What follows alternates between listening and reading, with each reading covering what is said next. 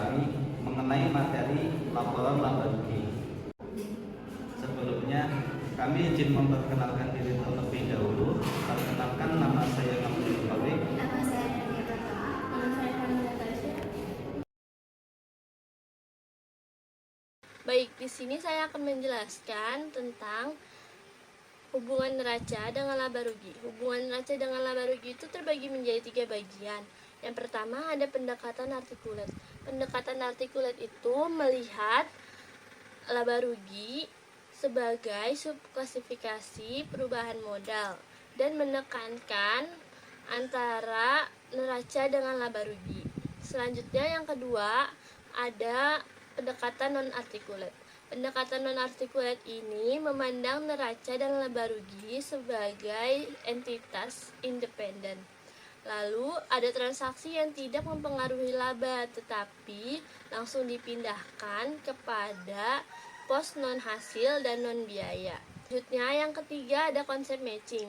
Konsep matching ini berarti memastikan biaya pada periode yang sama dengan penghasilan yang dihasilkan.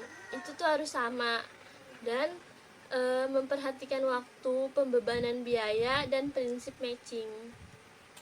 Selanjutnya ada jenis-jenis konsep matching. Jenis-jenis konsep matching terbagi menjadi 2 bagian. Yang pertama ada direct atau product matching. Yang kedua ada indirect atau period matching. Direct atau produk matching ini yang berarti menghubungkan biaya langsung dengan yang dihasilkan pada penjualan produk atau jasa, lalu mencatat biaya yang tidak dikaitkan langsung dengan aset untuk periode yang akan datang. Yang kedua ada indirect atau period matching, yang berarti menghubungkan langsung hasil penjualan biaya yang dikeluarkan selama periode tertentu dan aproksimasi matching karena tidak selalu ada hubungan langsung antara biaya dan hasil. Definisi hasil, biaya, dan laba. Hasil atau revenue berasal dari penjualan barang atau jasa yang berdasarkan pendekatan revenue expense approach atau Committee on Terminology dan Asset Liability Approach atau APB dan FASB. Biaya atau expense adalah arus keluar aset, penggunaan aset atau munculnya kewajiban yang berhubungan dengan pengiriman barang, pembuatan barang, pembebanan jasa, atau kegiatan utama perusahaan. Laba atau income adalah kelebihan penghasilan di atas biaya atau perubahan ekuitas aset bersih selama periode tertentu. Laba dapat dihitung dengan pendekatan revenue expense approach dan asset liability approach. Pengukuhan penghasilan. Kapankah pendapatan diakui? Pendapatan diakui selama produksi, pada saat produksi selesai, pada saat penjualan, atau pada saat penagihan kas. Untuk pemilihan metodenya tergantung pada jenis aktivitasnya. Berikutnya, bentuk penyajian laba rugi. Bentuk penyajian laporan laba rugi ada 2. Yang pertama, current operating income. Pendapatan yang normal dimasukkan ke dalam laporan laba rugi, sedangkan yang tidak biasa dimasukkan ke dalam laporan laba ditahan. Yang kedua, all inclusive income. Semua pendapatan, baik pendapatan normal atau yang tidak biasa, dimasukkan ke dalam laporan laba rugi. Karena menurut pendukung konsep ini, normal atau tidaknya bisa dimanipulasi oleh manajemen.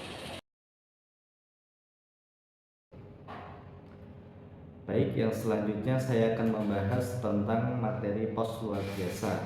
Pos luar biasa adalah kejadian yang tidak biasa dan tidak sering terjadi. Harus dipisahkan dalam laporan laba rugi dengan pengungkapan yang jelas atau bisa didefinisikan sebagai kejadian atau transaksi yang mempengaruhi secara material, tidak diperkirakan terjadi berulang kali dan tidak dianggap sebagai kegiatan normal perusahaan, serta harus memenuhi kriteria unusual nature and frequency of occurrence. Yang selanjutnya ada income smoothing.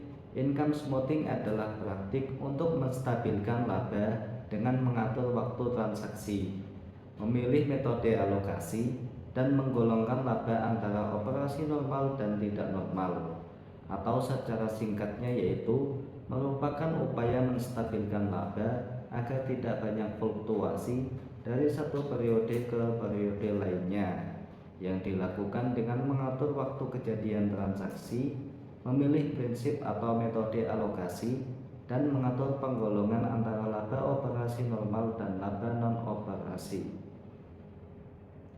Kesimpulannya yaitu, pada pembahasan kali ini memberikan pemahaman yang mendalam tentang konsep-konsep penting dalam akuntansi, terutama terkait dengan laporan laba rugi. Pertemuan ini juga membahas hubungan antara neraca dan laporan laba rugi, menjelajahi berbagai pendekatan dalam penilaian hubungan tersebut, dan menjelaskan bagaimana konsep matching digunakan untuk menghubungkan biaya dengan hasil penjualan. Selain itu, pertemuan ini juga membahas definisi hasil, biaya, dan laba, menjelaskan berbagai metode pengukuran penghasilan, dan menyoroti perbedaan bentuk penyajian laporan laba rugi. Yang terakhir, membahas pos luar biasa dan praktik income smoothing yang sering dilakukan dalam akuntansi. Informasi ini memberikan wawasan yang berharga bagi mahasiswa akuntansi dan para profesional yang terlibat dalam pelaporan keuangan. Sekian presentasi dari kelompok kami, semoga bermanfaat dan menambah wawasan untuk kita semua. Kami akhiri. Wassalamualaikum warahmatullahi wabarakatuh.